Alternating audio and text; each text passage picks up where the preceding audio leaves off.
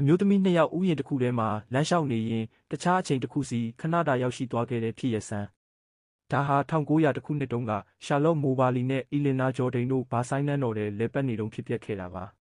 သူတို့ဟာပီတာထရိုင်ယာနော်အိမ်တော်ကြီးရဲ့အနီးနားကတိတ်ဆိတ်ခြောက်ကပ်တဲ့ဝန်းကျင်မှာလမ်းလျှောက်နေခဲ့ပါတယ်အဲ့ဒီနောက်တောက်ပနေတဲ့နွေရာသီညနေခင်းတစ်ခုလုံးစမ်းကြယ်စွာနဲ့ငြိမ်သက်သွားပါတော့တယ်နေရောင်ကြီးဟာလည်းထူးဆန်းတဲ့မီးခိုးရောင်မြူခိုးတွေဖြစ်ပြောင်းလဲသွားခဲ့တယ်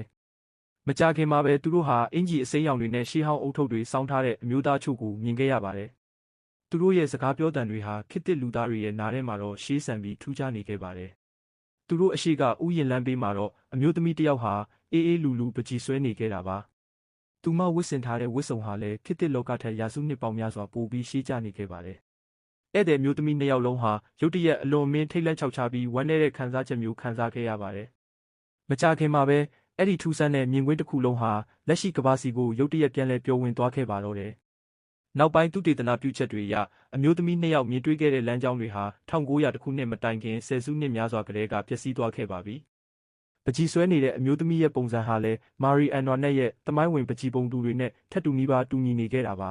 ။ဝေဖန်သူတွေကတော့ဒါဟာဒီအမျိုးသမီးတွေရဲ့စိတ်ကူးယဉ်မှုဒါမှမဟုတ်သမိုင်းနဲ့စိတ်နစ်သွားတာကြောင့်ဖြစ်မယ်လို့ညှင်းခုန်ကြပါတယ်။ဒါပေမဲ့လည်းဘာဆိုင်နန်းတော်ကြီးဟာအတိတ်ကအချိန်ကာလတစ်ခုကိုခဏတာပြန်ဖွင့်ပေးခဲ့တာလားဆိုတာလူတွေအခုထိစိတ်ဝင်စားနေကြတော့ပါပဲ။